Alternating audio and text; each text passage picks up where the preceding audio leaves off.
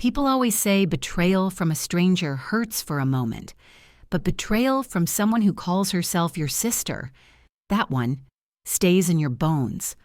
I used to believe that chosen family was the strongest bond you could ever have, and for a long time, I believed I had found mine in her, Miriam. She wasn't just a best friend. She wasn't just a roommate. She wasn't just someone I loved like a sister. She was the person I trusted more than anyone else in my life. But the night her quiet plan unfolded, the night I realized how far she went behind my back, I learned something brutal. Some people don't betray you loudly. They don't shout or fight or storm out. They do it softly, gently, quietly, while smiling in your face.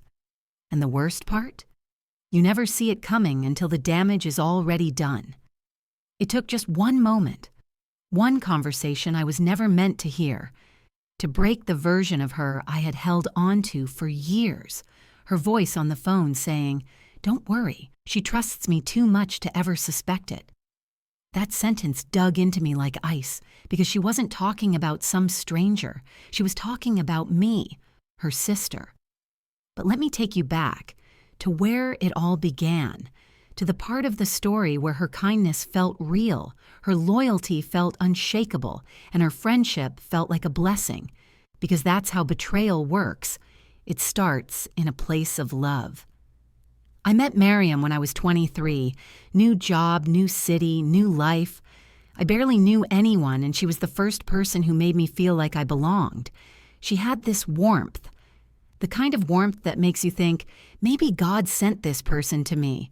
We became inseparable instantly. Lunch together, breaks together, late night talks about work, dreams, family problems. Everyone in the office said the same thing. You two are like sisters. And honestly, I believed it. When my mother got sick, she stayed with me. When I struggled financially, she helped unasked. When I doubted myself, she reminded me I was strong. I thought, this is the kind of friend people pray for. But slowly, tiny cracks began to show. But when you love someone like family, you don't see the cracks. You paint over them. The first time was at work. I was praised for a project I had worked on for weeks. Before I could even breathe, Miriam jumped in and said, "Oh yes, we worked on it together." We didn't. Not even a little. My boss looked confused. I looked confused. But Miriam... She smiled like nothing was wrong. Later, I asked her privately, "Why did you say that?" She shrugged. "We're a team. Your success is my success." I accepted it, because sisters share everything, right? Except later, I would realize Miriam didn't want to share my success. She wanted to absorb it, to stand beside me in public, while quietly pulling me back in private.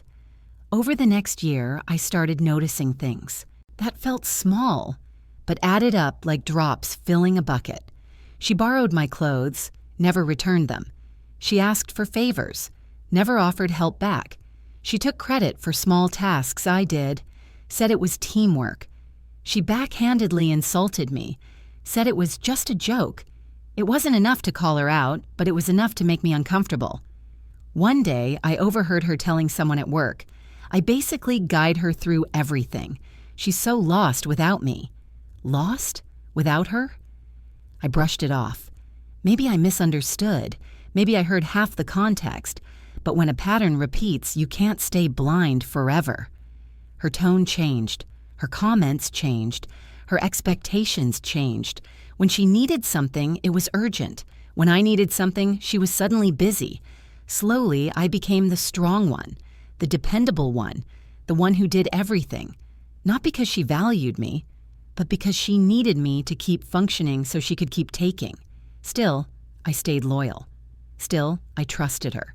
Because loyalty feels natural when you're dealing with someone you consider family, until one moment made me realize I wasn't family to her.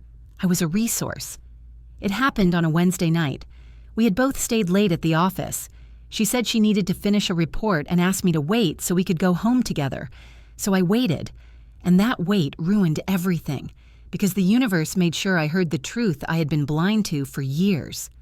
She stepped out to take a phone call. At first, I didn't mean to listen, but her tone changed, sharper, colder, nothing like the soft voice she used with me. "Don't worry," she said. "She trusts me too much to ever suspect anything." My heart dropped. I froze. She continued, "Once she submits the proposal, I'll take over and it'll look like I managed the whole project. Her name won't even come up." Her words stabbed with each breath. "She thinks we're sisters. She's so easy to manage. She's useful." Useful. There it was again. The same ugly word that destroys every friendship. I felt my chest tighten, my hands go cold, every memory replayed in my mind, every laugh, every secret, every late-night emotional conversation. A lie. All of it.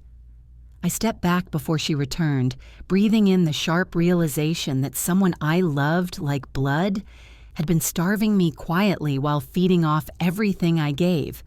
When she came back, she smiled as if nothing had happened. "Ready to go?" she asked. I nodded, but something inside me had shifted permanently. That night, I didn't cry. I didn't confront her. I didn't scream. I felt something stranger, clarity. This wasn't an accident. This wasn't a mistake. This wasn't something I misunderstood.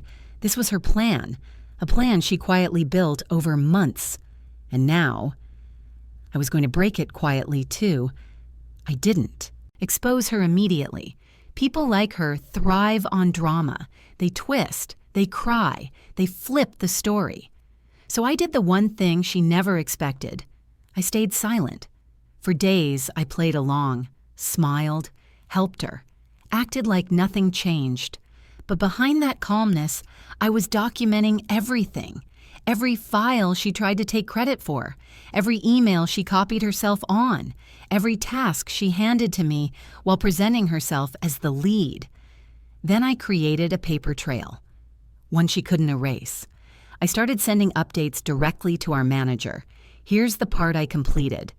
Attached is my draft. As discussed earlier, here's my version. Now every piece of work had my name stamped on it. Then I visited HR, calmly, privately, and shared everything I heard and collected. Not accusations, not emotions, just facts, hard evidence. Finally, I requested a formal presentation for the project, one she thought she would lead, but I structured it so every slide had trackable edits from my ID. Every file showed my digital signature. Every version had timestamps of me working at 2 a.m. while she slept peacefully. She walked straight into the trap I built with silence. And that's the thing about quiet revenge. They don't see it coming until it's too late. The day of the presentation arrived. The conference room was full. Managers, HR, the director, and Miriam sitting confidently beside me. Before I could begin, she whispered, "I'll handle the speaking. Just click the slides." I smiled. "Go ahead." She stood up, started talking, acting like she led everything, until the director interrupted. "Can you explain why all the document metadata list her name instead of yours?" Silence. He clicked the corner of the screen. My name appeared on every file. Her smile faltered. HR spoke next. "We also reviewed the emails. It appears she completed the majority of the work alone." Miriam's face turned pale. This wasn't a fight she could charm her way out of. This wasn't a misunderstanding she could twist. This was truth. Documented, dated, undeniable. She tried one last lie. "We collaborated." HR cut her off. "We also received a report of you attempting to misrepresent her work." She froze. And then the director asked the final question. "Why did you tell someone she would never suspect anything?" Her eyes snapped to me. She understood. I knew. I heard. I saw. I collected. I prepared. And now, everyone else knew too. The room stayed silent as she struggled to breathe through her shock. Her act, the act she performed for years, crumbled in minutes. After the meeting, she tried to follow me. "Tanya, please, let me explain."